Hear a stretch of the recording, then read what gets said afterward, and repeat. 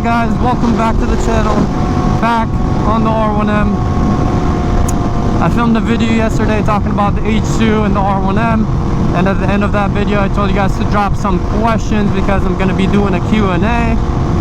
So I was going to do a Q&A in the garage, but I wanted to go on a ride, so I memorized some of the questions that were asked, and we're just going to be on a cool chill cruise on the R1M, and I'm going to be talking about those questions that you guys have asked. I'm just hiding there. I also have a pinched nerve in my neck, so if I'm looking a little weird trying to look behind for cars, it's because of that. I can't like turn my neck really fast or it gets worse. So I'm kind of like a robot turning my entire body like this. But yeah, let's get started. I'm gonna start with a few questions of the R1M and then move on off some questions I have on the H2, and then just random general questions. The first question I remember is that somebody asked, like, how does this bike make you feel in comparison to the H2? I know I just made that video talking about the differences between the R1M and the H2, but this question is a little different. And honestly, like, this bike, how I feel riding it is just like more relaxed, more kind of like, I would say a little more enjoyable. So the R1M just feels like, you know, it's your friend, you know, like we're going on a chill ride, we're relaxing, having a good time. Not the H2 though. That's like a wild monster that you gotta like tame and kind of like take care of at all times, or it will hurt you.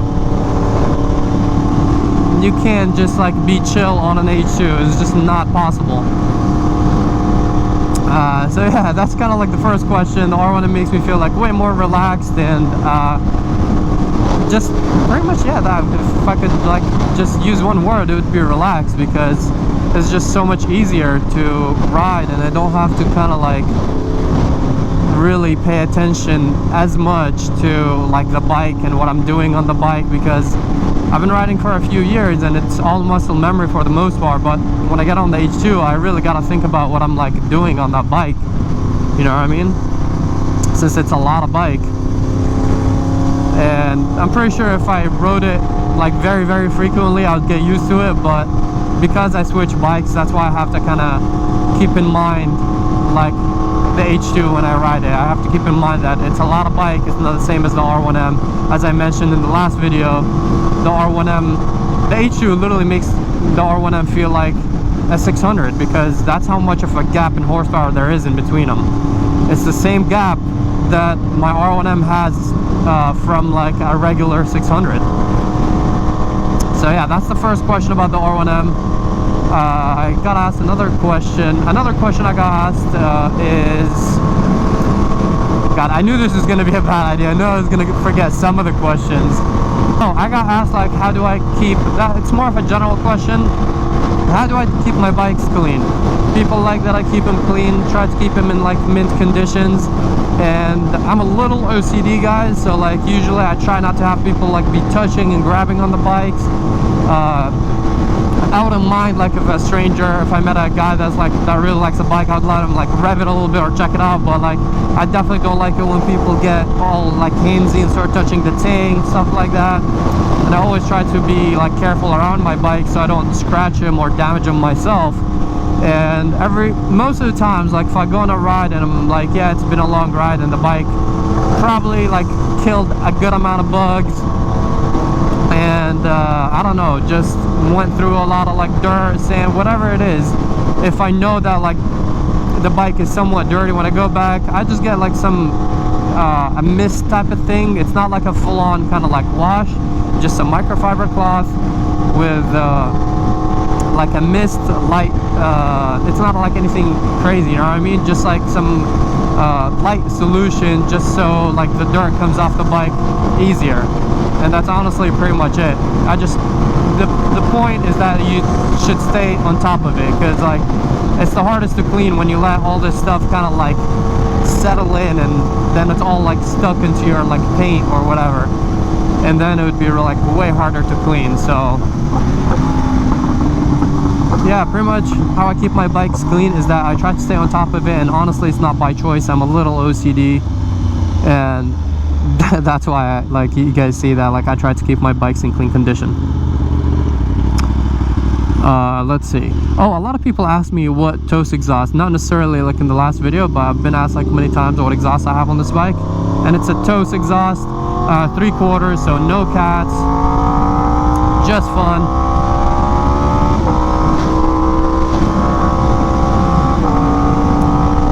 Sounds amazing. I chose it for the sound, not performance, not anything else. So for all the people asking what exhaust I have on this bike, that's exhaust. I'm gonna make like a video about it, kind of just do a little flybys, record the exhaust, like not much talking, just a fun little video soon. Another question I got was on the H2, when someone was asking if I would like to get an H2R, and to be honest, if I ever wanted to get an H2R, it wouldn't be to ride it. Like obviously I'm gonna ride it a few times, but that bike is just gonna be like a showpiece type of thing. In the future, if I have extra money, I would like just keep an H2R in like the living room or something like that, you know what I mean? I wouldn't want to buy an H2R just to ride. There's no point.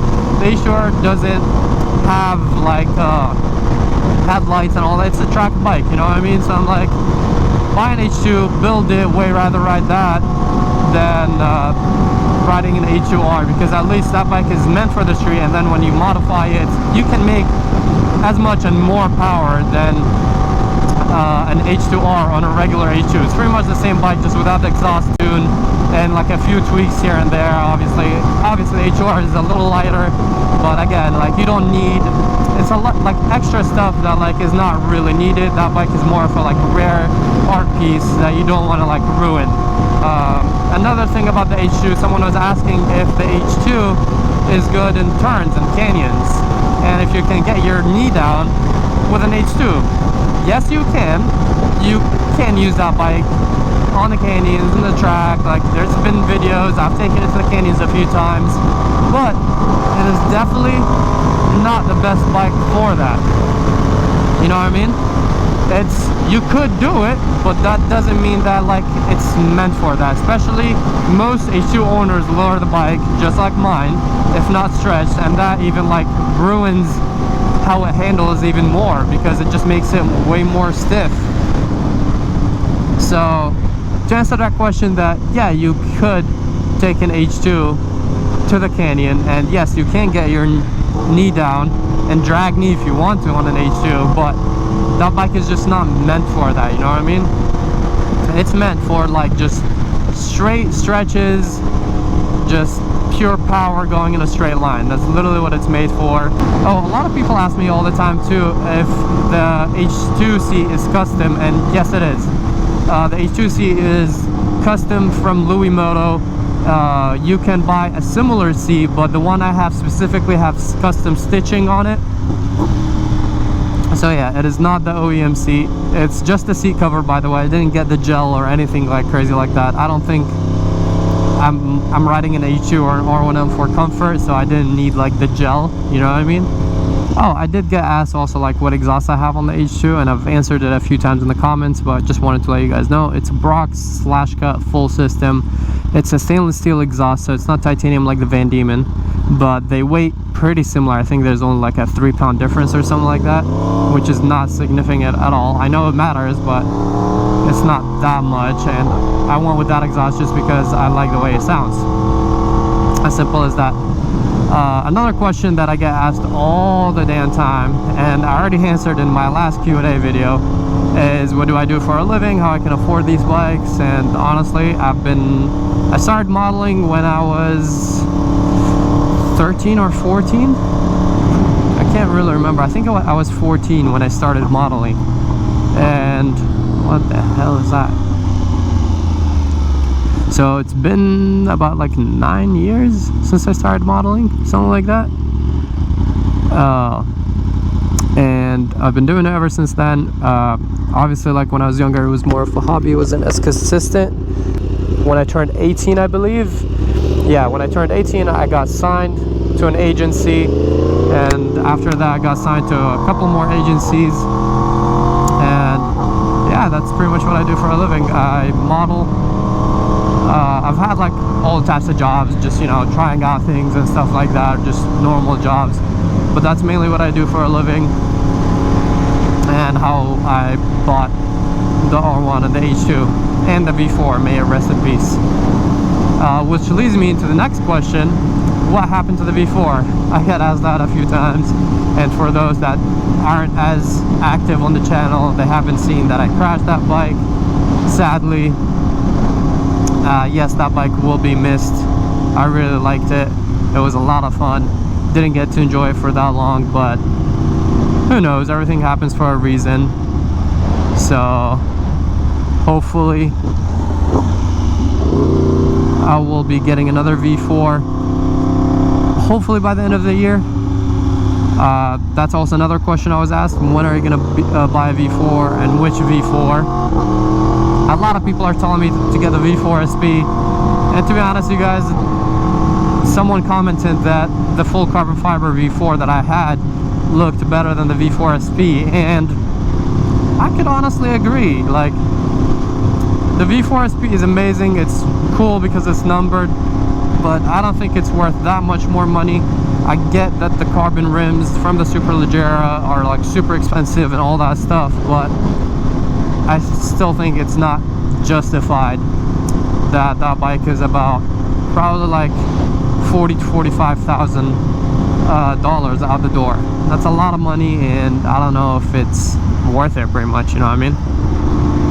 So probably will get either a base V4 or a V4S like the one I had, and I'm hoping to get one of those by the end of the year. Alright, so there's two more questions that I didn't mention.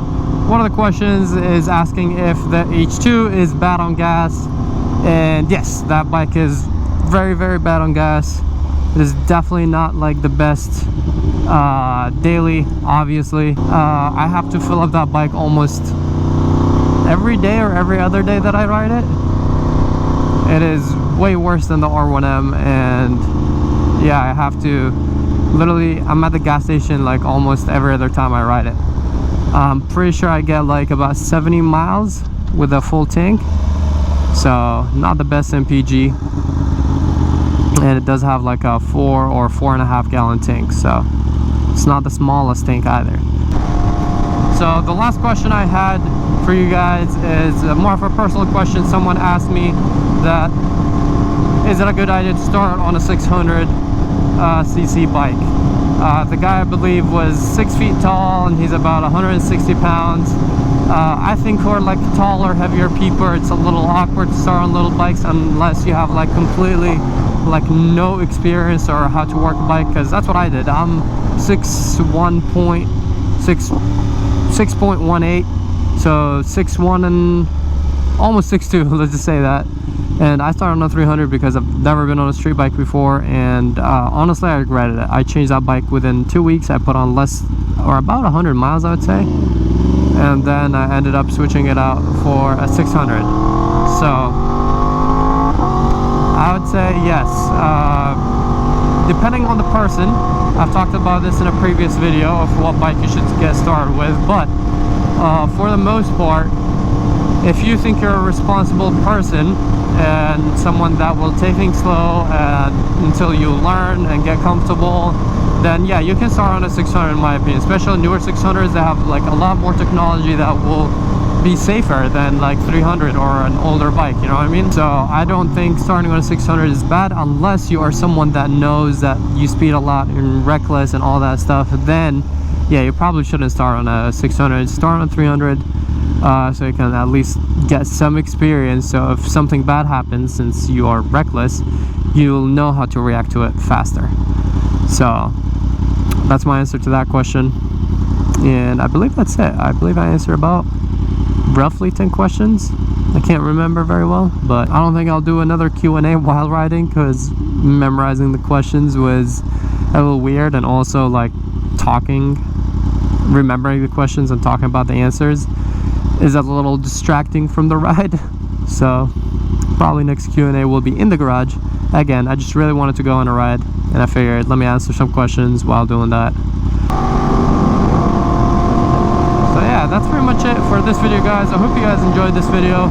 If you did, please like the video, subscribe, share, support. You guys have been great. I really appreciate all the support and the comments. Channel's growing fast. I'm grinding for you guys, and it ain't easy, honestly. I'm trying to post like pretty much daily, 5 times a week, and on a bike you kind of run out of content, especially for a new creator like me.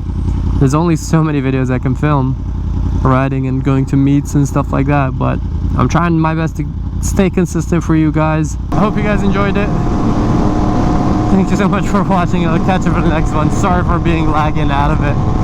I'm doing my best. Peace out. Ride safe.